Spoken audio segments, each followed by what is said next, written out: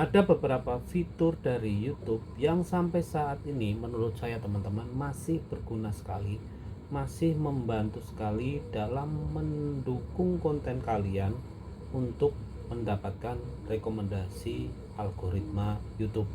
Bahkan bisa sangat membantu perkembangan channel kalian. Dan fitur ini saya sendiri wajib setting sebelum saya mengupload konten teman-teman. Jadi saya sudah menyiapkan kontennya, kemudian settingan di fitur ini harus ada di konten saya. Fitur apa aja itu teman-teman? Mari kita bahas di video ini.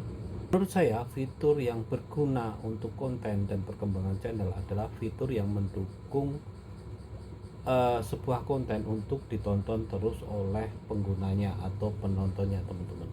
Dan beberapa fitur yang sering saya setting ini memang memiliki keunggulan dalam hal ini teman-teman, yaitu mendukung penonton lebih lama atau tertarik untuk menonton video kita yang lain. Nah, fitur ini sudah dimiliki Facebook sejak lama teman-teman. Karena memang cukup berguna, saya yakin penggunanya sering menggunakan fitur ini dan YouTube pun enggan menghapus fitur ini.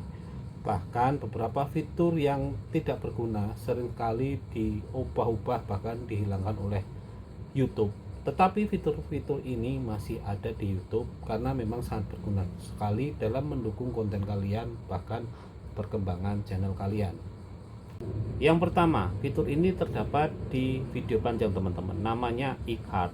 iCard ini merupakan nanti bisa memunculkan link di video panjang kalian teman-teman. Nanti akan muncul di bagian atas seperti ini teman-teman. Link tersebut tentu saja merekomendasikan video kalian yang lain yang ada di channel kalian, yang biasanya para YouTuber ini membuatnya agar ada keterhubungan antara konten yang satu dengan konten yang lain. Biasanya topiknya cukup relate agar penonton nanti setelah selesai menyaksikan video atau mungkin mereka butuh tambahan informasi, kalian menyediakannya link secara langsung di dalam video panjang kalian, sehingga penonton itu masih tetap akan berada di channel kalian dan menikmati video panjang kalian yang lainnya.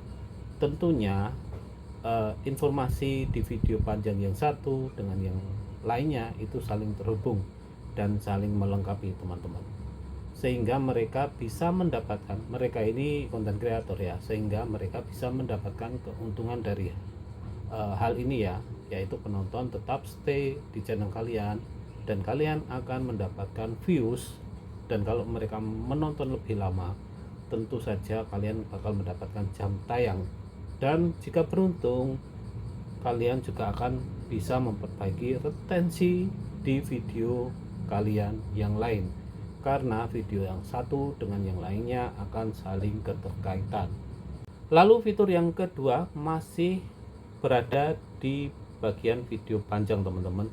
Fitur ini ada di bagian akhir video panjang kalian. Kalian pasti tahu namanya adalah end screen atau layar akhir, di mana penonton akan direkomendasikan video lain dari channel kalian ketika mereka sudah mendekati di akhir videonya. Hampir sama dengan iCard, tujuannya adalah merekomendasikan video-video yang lain di channel kalian. Tentu saja seperti yang saya ungkapkan di awal, ini akan saling terhubungan antara video yang satu dengan video yang lainnya. Manfaatnya sama teman-teman, yaitu membuat penonton lebih lama, kalian bisa mendapatkan views, bisa mengangkat video lama untuk direkomendasikan kembali oleh algoritma. Nah, beberapa YouTuber menggunakan berbagai tips dan trik yang berbeda-beda dalam memanfaatkan end screen ini. Ada yang membuatnya tampil sederhana, hanya menampilkan dua video di layar akhir, yaitu video yang mungkin terhubung atau berkaitan dengan yang sedang ditonton oleh penonton, atau video yang ditampilkan adalah video terbaik di channel kalian. Jadi memberikan kesempatan penonton untuk mengklik salah satu video yang ditampilkan di layar akhirnya. Ada juga model konten kreator yang menampilkan semua video. Jadi di layar akhir itu ada memungkinkan kita menampilkan 4 video teman-teman. Ada yang menampilkan 4-4-nya, ada yang menampilkan 3 video, kemudian kita bisa menampilkan juga akun kita di situ sehingga penonton bisa melakukan subscribe setelah menonton video kita. Banyak sekali model yang bisa kalian terapkan untuk layar akhir, sesuaikan saja dengan keperluan kalian. Yang berikutnya adalah fitur yang dimiliki oleh video short teman-teman, di mana fitur ini memungkinkan kita untuk memberikan atau menyematkan link di bagian bawah video short, di mana ketika link itu diklik oleh penonton bisa berpindah ke link tujuan yang biasanya kita bisa menyetingnya diarahkan ke video panjang ataupun video pendek, video short di channel kita. Nah, biasanya manfaat dari link ini untuk mendongkrak video-video lama teman-teman, video lama yang mungkin rekomendasinya kurang bagus di algoritma. Biasanya seringnya para konten kreator mendongkrak video lama dengan menyematkan link di bawah video short, yang tentu saja video short itu memiliki satu tema bahasan yang sama dengan tujuan link video panjang yang membahas hal yang sama teman-teman. Jadi setelah melihat video short dengan informasi yang pendek, mereka direkomendasikan atau kita arahkan dengan link di mana kita mempunyai informasi lebih lengkapnya di video panjang. Selain itu, kalau kalian pengen meningkatkan rekomendasi video short yang lain di channel kalian, kalian juga bisa menyematkan link video short yang lainnya. Jadi linknya itu bisa antar video short to video short atau video short to video panjang. Lakukan ini sesuai dengan keperluan kalian. Kalian juga harus melihat analitik konten-konten kalian teman-teman, di mana video kalian yang dirasa kurang mendapat rekomendasi, kalian bisa dukung atau support video yang kurang rekomendasi tersebut dengan video short yang memiliki link yang mengarah ke video yang kurang rekomendasinya. Dan fitur yang keempat adalah fitur, dulu namanya komunitas teman-teman, tab komunitas, tapi sekarang sudah dirubah menjadi tab posting ya, atau post, karena kedepannya YouTube ini akan merubah tab komunitas secara terpisah. Jadi sekarang tabnya itu bernama tab posting ataupun tab post ya.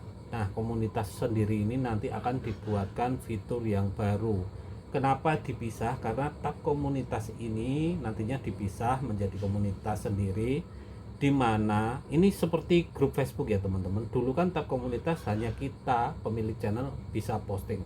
Setelah nanti dipisahkan, orang lain nanti akan bisa posting di komunitas tersebut, komunitas yang kita miliki. Tentunya dengan moderasi ya teman-teman, dengan moderasi pemilik komunitasnya atau pemilik channelnya. Moderasi ini bisa berupa persetujuan posting, persetujuan anggota dan sebagainya. Mirip-mirip seperti grup Facebook teman-teman. Nah, balik lagi ya, di tab posting ini kita bisa mengepost, kita cuma bisa mengepost milik kita sendiri teman-teman, atau mengepost sesuatu yang pengen kita share di tab posting. Nah, keaktifan kita di tab posting ini nanti akan keluar setelah penonton menonton video kita. Biasanya tab posting ini keluar ketika penonton, jadi di atas video di bawah video kita nanti baru ada postingan kita teman-teman. Nah, ini menjadi keuntungan kita ketika penonton selesai menonton video panjang kita, kemudian di bagian bawah nanti mereka menemukan postingan kita dan mungkin memberikan reaksinya, bisa berupa komentar, like, share, ataupun yang paling menguntungkan adalah mereka masuk ke channel kita dan melihat video kita yang lain teman-teman. Inilah keuntungan dari tab posting ya teman-teman. Ketika kalian memposting sesuatu, nanti postingan kalian akan terbawa di bawah video panjang kalian.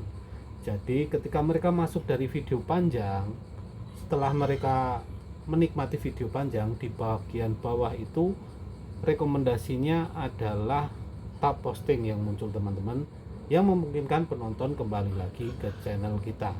Yang penting dilakukan adalah untuk tab posting ini kalian adalah seperti biasa teman-teman, kalian seperti mengupload sebuah status, caption, atau memberikan informasi yang lainnya. Usahakan setiap hari teman-teman, seperti kita membuat story. Nah, nanti ketika ada penonton menonton salah satu video di channel kita, maka di bagian bawah biasanya sering muncul postingan dari tab komunitas ini teman-teman, dimana penonton bisa memberikan reaksinya. Paling beruntungnya mereka akan masuk ke channel kita, subscribe, dan menonton video yang lainnya. Manfaatkan fitur ini dengan baik. Yang penting konsisten, seperti kalian melakukan aktivitas di media sosial seperti biasa aja teman-teman, posting, sharing, memberikan informasi, posting gambar, memberikan opini dan sebagainya, dimana penonton bisa memberikan reaksinya juga teman-teman. Nah, fitur ini bisa mendatangkan penonton dari keaktifan kalian dalam bersosial media di tab postingan tersebut.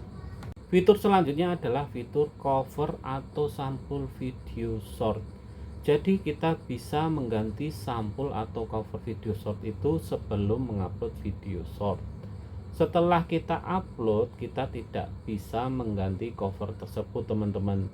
Nah, inilah sebenarnya yang menurut saya YouTube harus notice mengenai hal ini ya, karena memang fitur ini sangat berguna dalam membuat hook bagi penonton video short teman-teman. Kita tahu ya, ketika penonton melihat video short di beranda YouTube, yang paling berperan besar untuk menarik minat atau menarik penonton adalah sampul atau covernya. Jadi ketika konten kreator ini lupa men-setting dan terlanjur mengupload video short, maka dia tidak akan mendapatkan cover atau sampul yang sesuai dengan keinginan mereka. Nah, ini sepertinya YouTube masih meniru miliknya TikTok dan Facebook teman-teman, dimana settingan cover atau sampul ini hanya dilakukan di awal ketika akan mempost sebuah video teman-teman. Padahal ini adalah fitur yang sangat berguna. Semoga kedepannya YouTube bisa membuatnya lebih simpel, dimana ketika video short sudah terupload, pemilik video bisa mengganti sampulnya kapan aja. Saya rasa ini bukan hal yang cukup sulit ya teman-teman untuk Facebook untuk membuat fitur sampul cover video short kapan aja walaupun video itu sudah terupload. Fitur yang terakhir teman-teman, yang menurut saya ini cukup worth it sih teman-teman, yaitu fitur tab inspirasi, namun hanya di bagian thumbnail teman-teman, dimana kita bisa mengenerate thumbnail sesuai dengan konten atau kerangka konten yang sudah kita inginkan teman-teman. Jadi di fitur tab inspirasi itu kita bisa mengetikkan ide konten di kolom prompt, lalu kita bisa mengenerate-nya dan YouTube akan merekomendasikan beberapa ide konten di sana.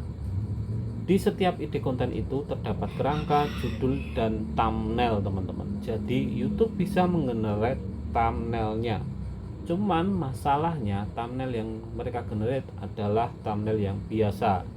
Tentu saja gambarnya terhubung atau sesuai dengan topik bahasanya, cuman masih biasa, tidak ada teks, tidak ada hooknya, dan kita harus masih melakukan banyak editing. Nah, akan lebih baik jika YouTube memperbaikinya, kita bisa mengenerate thumbnailnya lebih mudah. Jadi ketika kita mengenerate sebuah thumbnail, kita bisa mendapatkan thumbnail yang fix teman-teman, dimana ada hooknya, ada kalimatnya, gambarnya sesuai dan sebagainya. Saya rasa YouTube harus mengembangkan di bagian thumbnailnya teman-teman, dimana ketika kita menginginkan sebuah thumbnail, kita bisa mengetikkan di prompt tersebut sesuai dengan ide atau keinginan kita, lalu di generate, lalu jadilah thumbnail yang kita inginkan. Kalaupun nggak sesuai, paling nggak pemilik konten atau konten kreatornya melakukan editingnya nggak terlalu banyak. Yang penting bagian-bagian di dalamnya itu sudah sesuai dengan konten yang akan kita upload.